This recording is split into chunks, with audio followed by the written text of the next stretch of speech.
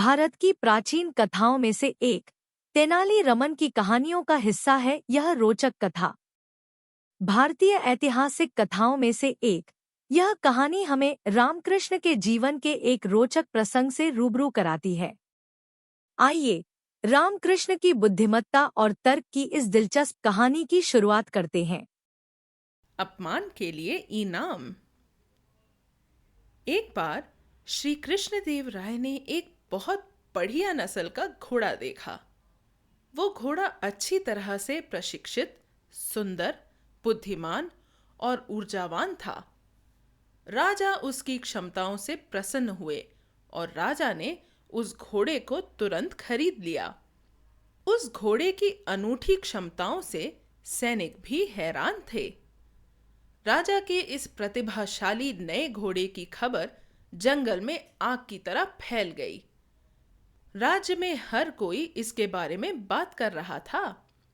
हर साल राज्य में लोगों के लिए सभी घोड़ों की क्षमताओं को दर्शाने के लिए तथा सभी घोड़ों में प्रतिस्पर्धा कराने के लिए एक समारोह भी नियमित रूप से आयोजित किया जाता था। राज्य के विभिन्न हिस्सों से लोग घोड़ों के करतब को देखने के लिए बड़ी संख्या में एकत्रित होते थे। सभी लोगों को घोड़ों के मध्य कराई जाने वाली प्रतिस्पर्धा मनोरंजक लगती थी। दर्शकों की प्रतिक्रिया से घोड़ों का जोश बढ़ जाता था। बच्चे इसे बहुत पसंद करते थे और अक्सर घोड़े को दाल और अनाज खिलाते थे। कृष्णदेव राय प्रतिभाशाली घोड़ों के शौकीन थे और उनके साथ खुश रहते थे। वे लंबी यात्रा के लिए अपने घोड़े पर ही जाते थे और उन्हें घुड़सवारी बहुत पसंद थी। एक बार सुबह के समय राजा अपने घोड़े पर सवार होकर तुंगभद्रा नदी के पुल को पार कर रहे थे। सूरज चमक रहा था और नदी अपने पूरे वेग में बह रही थी। सुबह की ठंडी हवा धीरे धीरे बह रही थी। चारों तरफ पक्षियों की चहचहाने की आवाज आ रही थी। बाकी चारों तरफ सन्नाटा छाया हुआ था। राजा कृष्णदेव राय अपने घोड़े पर बैठकर प्रकृति की सुंदरता का आनंद ले रहे थे। वे बहुत प्रसन्न थे। तभी तेनाली रामकृष्ण उस रास्ते पर उनके सामने आ गए। राजा को दूर से ही रामकृष्ण ने देख लिया था। वो राजा के पास जाकर घोड़े को एक टुक देखने लगे। रामकृष्ण को देखकर राजा ने अपने घोड़े को वहीं रोक लिया। घोड़े ने किसी अन्य व्यक्ति की उपस्थिति को भांपते हुए अपने आगे के पैर उठा लिए और जोर से हिनहिनाने लगा। राजा ने घोड़े को अपने दोनों हाथों से सहलाया। सुप्रभात महाराज। रामकृष्ण ने राजा का अभिवादन किया। सुप्रभात रामकृष्ण। इस समय तुम यहाँ क्या करने आए हो? राजा ने अभिवादन का जवाब सवाल पूछकर दिया। महाराज, मैं यहाँ रोजाना सुबह की सैर के लिए आता हूँ। आपके पास एक बहुत अच्छा घोड़ा है। घोड़े के लिए ये बड़े सम्मान की बात है कि आप जैसा महान योद्धा उस पर सवार हैं। आप जैसे राजा के इस घोड़े की सवारी करने से इस घोड़े की प्रतिष्ठा भी 10 गुना बढ़ जाएगी। रामकृष्ण ने राजा से कहा। अपने घोड़े की तारीफ सुनकर राजा कृष्णदेव राय बहुत खुश हुए। धन्यवाद रामकृष्ण। मैंने ये घोड़ा दूर से खरीदा है। ये बहुत ही गुणी व फुर्तीला है और उसके द्वारा की जाने वाली विभिन्न गतिविधियां मंत्रमुग्ध कर देने वाली हैं। राजा ने उत्साह से कहा। रामकृष्ण गहरे विचार में पड़ गए। ये देखकर राजा ने रामकृष्ण से पूछा, तुम इतनी गहराई से क्या सोच रहे हो? रामकृष्ण ने उत्तर दिया, महाराज, मुझे एक छोटा सा संदेह है। क्या संदेह है? राजा ने हैरानी से पूछा। मेरे पास भी एक घोड़ा है। वो आपके घोड़े जितना सुंदर नहीं है। वो ना तो बुद्धिमान है और ना ही ऊर्जावान। लेकिन मेरा घोड़ा फिर भी सभी घोड़ों से अलग है। रामकृष्ण ने जवाब दिया। क्या तुम अपने घोड़े से मेरे घोड़े की बराबरी कर रहे हो? राजा कृष्णदेव राय ने रामकृष्ण से पूछा। राजा कृष्णदेव राय ने रामकृष्ण से गुस्से में कहा, मेरा घोड़ा बहुत महंगा है और मेरे घोड़े जैसा पूरे राज्य में कोई दूसरा घोड़ा नहीं है और कोई भी घोड़ा मेरे घोड़े का मुकाबला नहीं कर सकता। अपने साधारण घोड़े की तुलना मेरे घोड़े के साथ क्यों कर रहे हो? रामकृष्ण, तुम कृपया अपना घोड़ा लाओ और हम देखेंगे कि कौन जीतता है।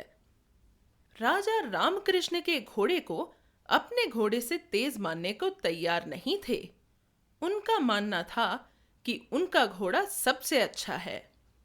उस समय राजा कृष्णदेव राय के मन में कई विचार चल रहे थे। उन्होंने अपने घोड़े से कहा, रामकृष्ण एक बुद्धिमान व्यक्ति है।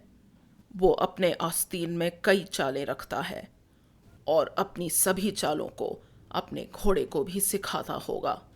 हमें सावधान रहना होगा। घोड़े ने अपने सामने के पैरों को उठाया और ये संकेत दिया कि वो प्रतियोगिता के लिए तैयार है। रामकृष्ण प्रतियोगिता के लिए अपना घोड़ा ले आए, जो बहुत ही कमजोर था और ऐसा लग रहा था जैसे वो अकाल से प्रभावित हो। अगर कोई उस पर सवार हो तो घोड़ा निश्चित रूप से गिर जाएगा। घोड़े को देखकर राजा को विश्वास हो गया कि राजा का ही घोड़ा जीत जाएगा। उस समय राजा को रामकृष्ण के घोड़े की दयनीय स्थिति पर दया आ रही थी। रामकृष्ण जबरदस्ती अपने घोड़े को घसीट रहे थे। घोड़े के लिए अपने आप कुछ कदम चलना मुश्किल था। ऐसा लग रहा था मानो घोड़ा कई दिनों से भूखा हो। रामकृष्ण घोड़े के पीछे खड़े हो गए और घोड़े को प्रतियोगिता के लिए आगे बढ़ा दिया। राजा रामकृष्ण और उनके घोड़े को देख रहे थे। रामकृष्ण अपने बीमार घोड़े से क्या साबित करना चाह रहे हैं? वो मेरे घोड़े से प्रतिस्पर्धा करने की कोशिश क्यों कर रहा है? राजा ने सोचा। रामकृष्ण अपने घोड़े के साथ तालाब के किनारे पर पहुंचे। राजा ये सब उत्सुकता से देख रहे थे और रामकृष्ण के अगले कदम की प्रतीक्षा कर रहे थे। अचानक रामकृष्ण ने अपने घोड़े को नदी में धकेल दिया। ये सब देखकर राजा दंग रह गए। घोड़ा खुद को बचाने की कोशिश में नदी में तैरने लगा। भारी चट्टानों और पानी के बल के कारण वो गंभीर रूप से घायल हो गया। उसकी तबीयत और बिगड़ गई और उस घोड़े ने दम तोड़ दिया। ये सब देखकर राजा बहुत क्रोधित हो गए और उन्होंने सोचा, रामकृष्ण ने ऐसा मूर्खतापूर्ण काम क्यों किया? उसने एक निर्दोष जानवर को पानी में क्यों धकेला? उन्होंने रामकृष्ण से भी यही पूछा। महाराज, मैंने घोड़े को बचाने के लिए ऐसा किया था। वैसे क्या आपका घोड़ा ऐसी हरकत कर सकता है? रामकृष्ण ने महाराज से पूछा। घोड़े के लिए दुख प्रकट करते हुए राजा ने रामकृष्ण की ओर गुस्से से देखा और कहा, जिस तरह से आपने अपने घोड़े के साथ व्यवहार किया, उससे मैं बहुत निराश हूं। महाराज, एक बेकार दोस्त को खोना कोई नुकसान नहीं है। कभी कभी इससे भी कुछ लाभ हो सकता है। रामकृष्ण ने उत्तर दिया। रामकृष्ण ने फिर कहा, महाराज, आप स्वीकार करें कि आपका घोड़ा मेरे घोड़े जैसा काम नहीं कर सकता। राजा ने रामकृष्ण की चाल को समझ लिया और उनकी बात मान ली। महाराज ने उसे सोने से भरे सिक्कों का थाल भी दिया।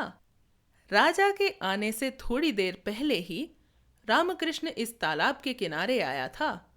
पुल के रास्ते में उसने देखा कि कुछ भेड़िए एक घोड़े पर हमला कर रहे हैं। रामकृष्ण ने भेड़ियों को भगा दिया, लेकिन घोड़ा हिलने ढुलने की स्थिति में नहीं था। तभी उसने राजा को अपने घोड़े के साथ आता देखा और उसे एक चालाकी सूझी। इस डर से कि कहीं भेड़िया घोड़े पर एक बार फिर हमला न कर दे, वो जबरदस्ती उस घोड़े को पुल पर ले आया और उसे पानी में धकेल दिया। जिस घोड़े को रामकृष्ण ने पानी में धक्का दिया था, वो घोड़ा रामकृष्ण का नहीं था। वो घोड़ा उसी समय उसे घायल अवस्था में पुल पर मिला था और तभी दूसरी तरफ राजा को आते देखकर रामकृष्ण ने ये योजना बनाई। इस कहानी से हमें सीखने को मिलता है कि हमें अपनी सोच को विकसित करना चाहिए और आगे की सोच के साथ निर्णय लेने चाहिए। आप इस तरह की और कहानियों का आनंद लेने के लिए स्टोरी वेव्स ऐप डाउनलोड कर सकते हैं, जो आपको एप्पल और एंड्रॉयड दोनों प्लेटफॉर्म पर मिलेगा। एक स्टोरी वेव्स सब्सक्रिप्शन $1 से कम महीने में आता है, जो आपके परिवार के लिए गुणवत्तापूर्ण कहानियां लाने का सबसे सस्ता तरीका है। सभी नई कहानियां स्टोरी वेव्स ऐप पर उपलब्ध हैं और सबसे रोमांचक सामग्री केवल ऐप पर ही मिलती है। आप हमारे YouTube चैनल को सब्सक्राइब करें और स्टोरी वेव्स को इंस्टाग्राम, टिकटॉक और स्पॉटिफाई पर फॉलो करें ताकि आप आगामी सामग्री के बारे में अपडेट रहें। धन्यवाद आप सभी को यह कहानी सुनने के लिए।